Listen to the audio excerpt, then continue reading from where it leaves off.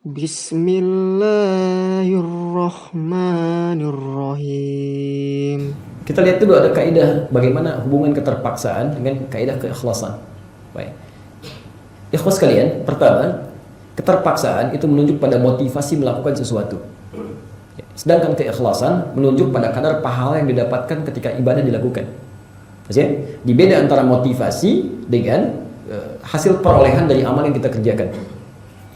Motivasi kadang-kadang untuk urusan manusia itu bisa naik turun. Biasanya kalau sedang pengen cepat, kalau sedang malas dia turun. Sedangkan ibadah kita terbagi dua bagian. Ya, ada yang tidak bergantung motivasi, terserah motivasinya, mau sedang malas, mau sedang tidak, yang penting lakukan. Ini ibadah wajib. Maka sifat ibadah wajib mesti dipaksa. Tidak ada kaitan dengan malas ataupun tidak. Ya, harus dipaksa. Ya, di antaranya apa? Sholat.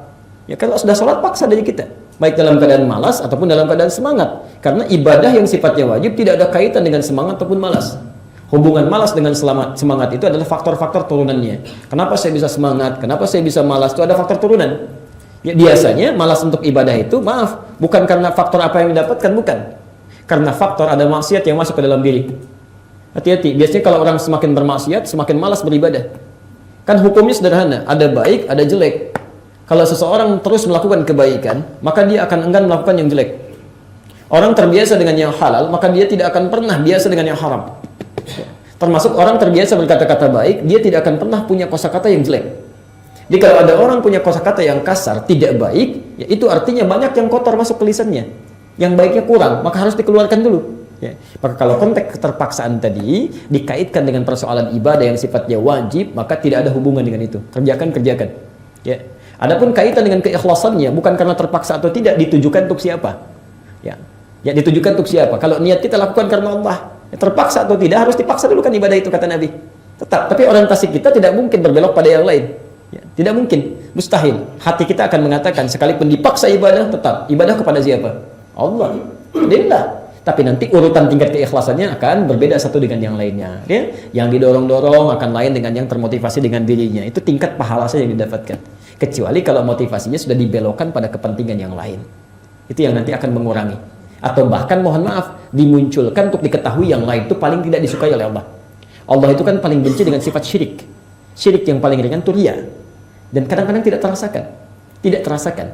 Hati-hati, dan riya itu paling berbahaya, bisa menggugurkan amalan. Batal sekaligus.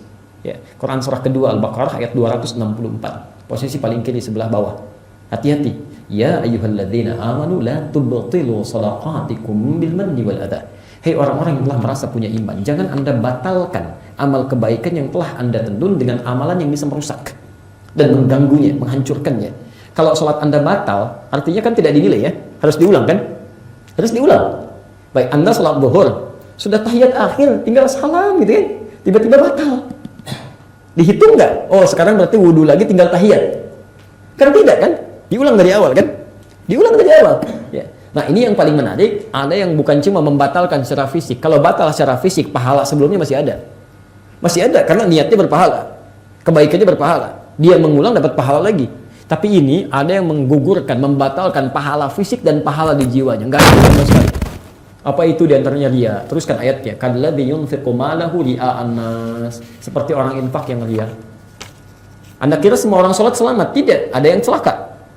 Ya, surat Al-Ma'un itu fawailul lil musallin, celaka orang sholat. Orang sholat aja celaka, apalagi yang tidak sholat. Tapi yang aneh, kok bisa orang sholat celaka? Apa yang salah? Alladzina hum yura'un, ujung ayatnya. Ya, fawailul lil musallin, alladzina hum an sholatihim sahun, yang lalai dalam sholatnya. Apa di antara sifat lalainya? Alladzina hum yura'un, karena riya saat dia akan menunaikan sholat. Itu yang berbahaya. Ya, ada musim haji sekarang, umrah, riya, bahkan riya sebelum berangkat, gugur sebelum berangkat. Ya, tidak salah kalau Anda ingin misalnya mencari bekal-bekal yang baik. Al-Baqarah 197. Wa tazawwadu fa inna khairaz zadi taqwa. Silakan berbekal sebelum berangkat. Sebaik-baiknya bekal takwa. Rajin ibadah, rajin sholat, rajin tahajud sebelum haji, supaya saat sampai di sana hatinya sudah connect dengan Allah. Sudah biasa.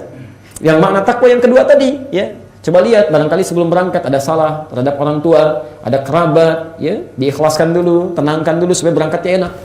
Tidak sedikit yang mengumpulkan orang-orang lain, motivasinya awalnya bagus. Kumpulkan tetangga, kumpulkan yang lain, ya Bapak Ibu sekalian, kami akan berangkat haji. Mohon didoakan. Doakan supaya kami lancar hajinya, kembali dengan selamat. Ini haji pertama kami Bapak. Ini haji pertama kami Bapak Ibu sekalian.